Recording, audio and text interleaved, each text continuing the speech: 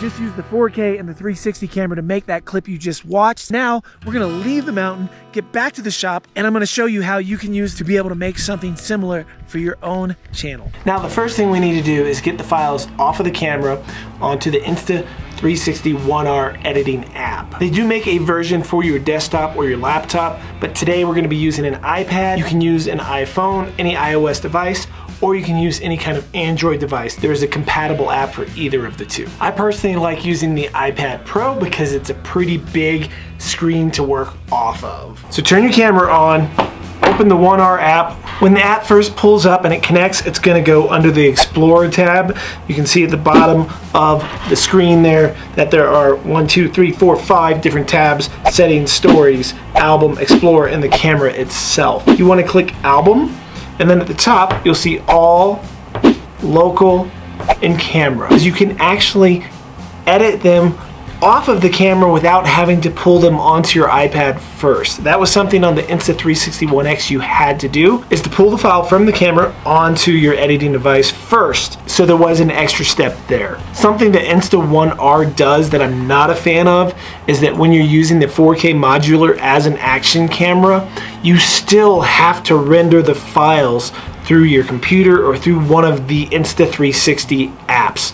Then you can export it as an MP4 file and edit it in your regular editing software, whether that be Final Cut, iMovie, Premiere, or DaVinci Resolve. So there's still an extra step that you have to do before you can really get in and edit it the way that most of us edit our files. Right off the bat, you can see that there's 360 files, which are circular, as well as regular action style files that are squared. So to export the 4K modular, open the file.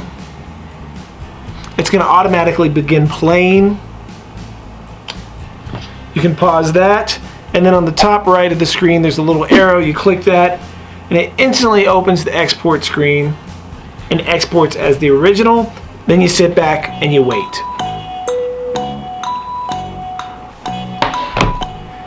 If you're used to just using a regular action camera, whether it be a DJI action camera, a GoPro, or even the GoPro Max in hero mode, those record as an MP4 file, which you can take the SD card right out, put it right in the computer, copy it within seconds, and start editing.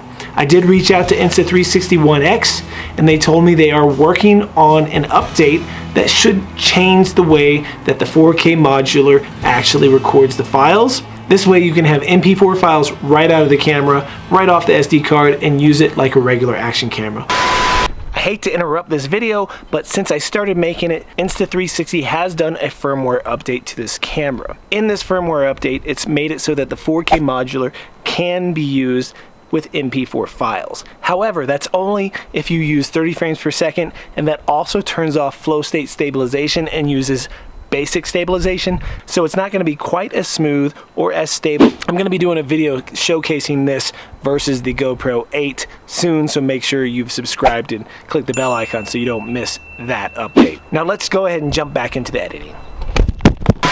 One very important thing you need to do before you start exporting any of these files for your use is to click the settings tab, scroll down to where it says shot on watermark, and make sure that is deselected. Otherwise, you're going to end up with a shot on the Insta360 One R logo stamped on all of the bottoms of your videos. There are many ways to actually edit on the Insta360 One R app. What we're doing in this video is just exporting them and then bringing the fixed point videos over to Final Cut Pro, which is how I edit most of my footage. If you're interested in seeing how to edit a clip directly and only on the 360 app, let me know in the comments below, and I'll make sure to make a more specific video showcasing just that. For now, we sit back and wait. 10 minutes later, the first export is done. Let's move into the 360 footage, and I'll show you guys exactly how you capture the different viewpoints in the 360 footage. The first thing I want to do is change the aspect ratio. Instead of 9:16, we want it 16:9. You notice we can move the camera around just by touching and tapping the screen, and you can see I can point it anywhere when it's in 360 mode. So unlike the Insta360 app, instead of tapping on the picture itself to get your center point, you tap down on the timeline. Here you have options like Tiny Planet, where you can click that and then you can zoom and make it go up and down. You can get rid of that, go back to ultra wide, you can go to regular wide, linear, and narrow. So those are your field of views, and you scrub the timeline and tap it again. Scrub the timeline and move it to where you want it, and then tap the plus. And you see what's happening is every time you put the little yellow dot on there, if you were the camera, that is where your eyes are looking. So notice if we flipped it over to here, I hit tap, when we hit play, notice how when it goes past the little yellow point, it changes where it's looking. And that's the gist of how you do it. There are some other options and other things you can do to get a little fancier in this app. For example, you can twist it and do a barrel roll. But one thing that I want to show you is one of my favorite ways to edit on the Insta360 apps is by going through, hit the plus symbol, click the little camera icon on the far right, and you notice there's now a slider. And when I move the iPad around, it looks where I'm pointing it. This works best if you're in a swivel chair. You then put your thumb on the red button and look at what you want to look at. If you slide out further, you can turn it into Tiny Planet mode by looking down, or you can look up and make the reverse Tiny Planet thing, or you can zoom all the way in and get a really far linear looking mode. And you can just sort of watch it once and move around to get the shot that you want.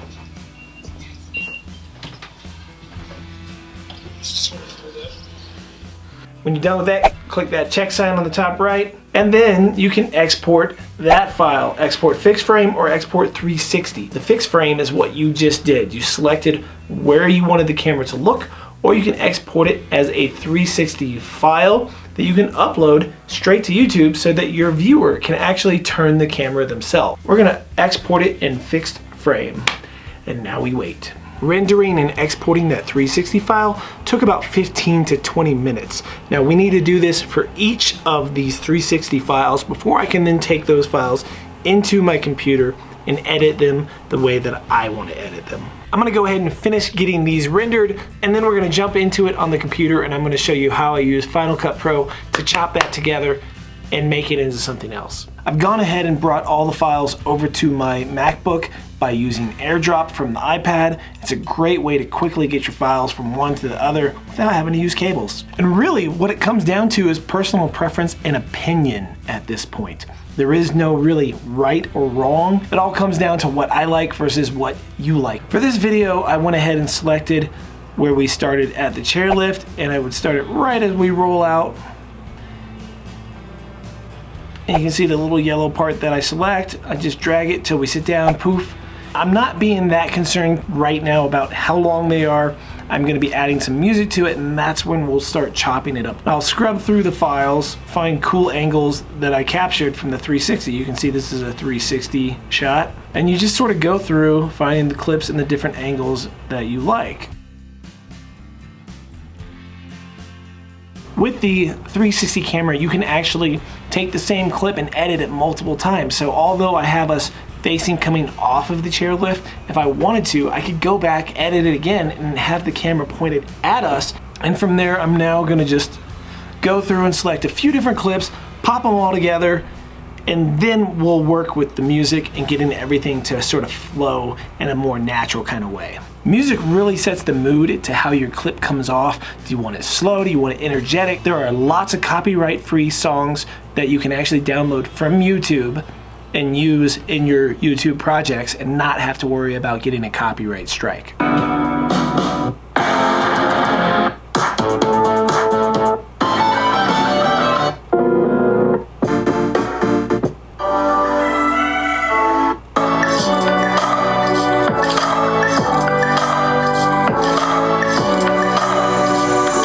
I think this song will work. It's semi-energetic. I think it should fit pretty good for this clip. I do suggest keeping in mind the beat of the song and trying to make your transitions and cuts to the beat. It makes for a much more enjoyable viewing experience.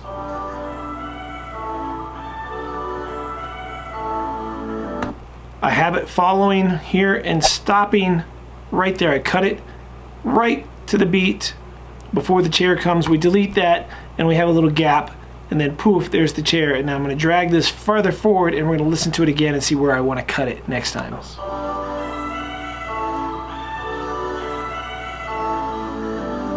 And sometimes you got to readjust your cuts, and that's okay.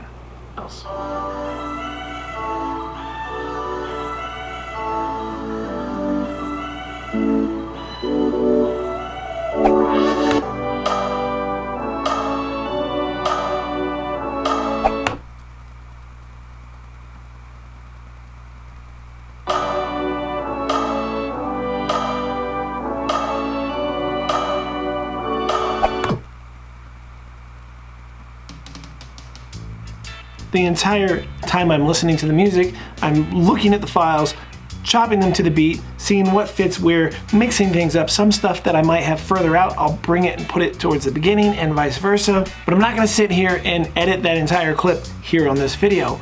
I am considering doing a live broadcast where I edit together some footage and you guys can actually talk to me and watch and discuss and ask questions. And if that is something you are interested in, please let me know in the comments below, and I'll make sure it happens sooner than later. Hopefully that gives you a general idea of how to use the Insta360 One R with your editing software on your computer. If you are new here, my name is Sean Oz, and I want to help you learn how to use action cameras, 360 cameras, drones, and other stuff so that you can capture bits and pieces of your life and make them more enjoyable to watch for yourself, friends, and family. If that is something you're interested in, make sure you do hit that subscribe button and click the little bell icon, because I'm going to be mixing more tutorial style content into future uploads. I really do appreciate everyone that comes to watch these, and the ones of you that actually do make it all the way to the end, super big thumbs up for you, because that's pretty awesome.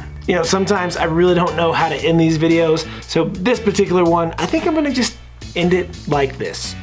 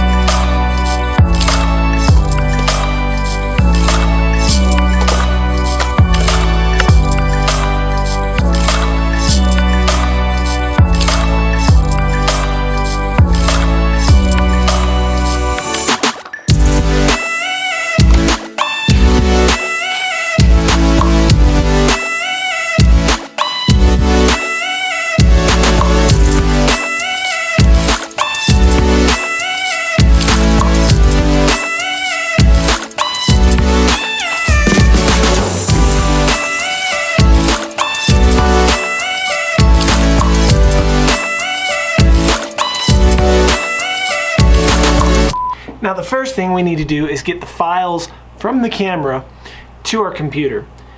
Actually, now the first thing we need to do is get the files from the camera to our editing app. No, to the Insta360. The first thing, this way they should, 10 minutes later, 10 minutes later, 10 minutes later. Now rendering and exporting that 360.